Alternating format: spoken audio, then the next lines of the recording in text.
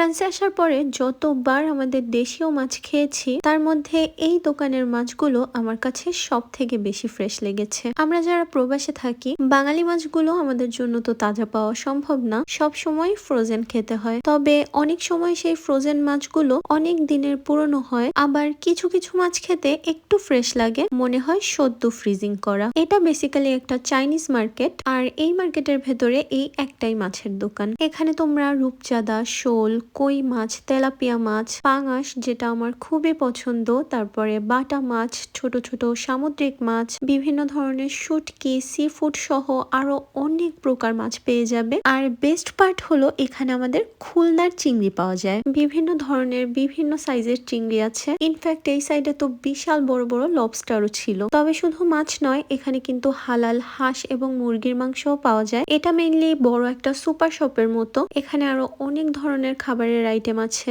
Specially বিভিন্ন রকম frozen খাবার আছে। যেমন এইদিকে আমি ফ্রোজেন কিমচি খুঁজে পেয়েছি, তারপরে ম্যাঙ্গো স্টিকি রাইস ছিল, নুডলস, পাস্তা, ডাম্পলিং সহ আরো অনেক ধরনের এশিয়ান ফুড, ফ্রোজেন সামুচা, সিঙ্গারা, রোল, আরো বিভিন্ন রকম আইটেম, যেগুলো সব আসলে ঘুরে ঘুরে দেখাতে গেলে ভিডিও অনেক বড় হয়ে যাবে। দোকানটা চাইনিজ হলেও এখানে কিন্তু আমাদের বাংলাদেশি দু একজন ভাইও কাজ করেন। আমি জিজ্ঞাসা করেছিলাম ওনাদের মাছগুলো এত ফ্রেশ লাগার কারণ। সো ওনারা আমাদের বলেছেন যে চাইনিজরা নাকি প্রচুর মাছ খায়, যে কারণে মাছগুলো শেষ হয়ে যায়, বেশি দিন থাকে না, আর 2-3 দিন পর পরই তারা নতুন মাছ আনেন। আর এই জন্যই হয়তো এখানকার মাছগুলো ফ্রোজেন হলেও আমার কাছে খেতে এত ফ্রেশ লেগেছে। যাই হোক, ফাইনালি আমাদের সব মাছ নেওয়া শেষ, আর আমরা কিন্তু প্রায়ই এখান থেকে মাছ কিনি। এই সুপার শপটা বাদেও এই মার্কেটটার ভেতরে কিন্তু আরো অনেক দোকান আছে, যেহেতু এটা ফুল একটা চাইনিজ মার্কেট। আমি খুব বেশি একটা ঘুরে ঘুরে দেখাতে পারিনি, কারণ বিকেলের দিকে গিয়েছিলাম, একটু তাড়াহুড়ো ছিল, যেহেতু রমজান মাস, ইফতারের আগে বাসায় আসতে হবে। বাট তোমরা এখানে ঘুরলে অনেক কিউট কিউট এশিয়ান জিনিস পেয়ে যাবে। অলসো এটার ভেতরে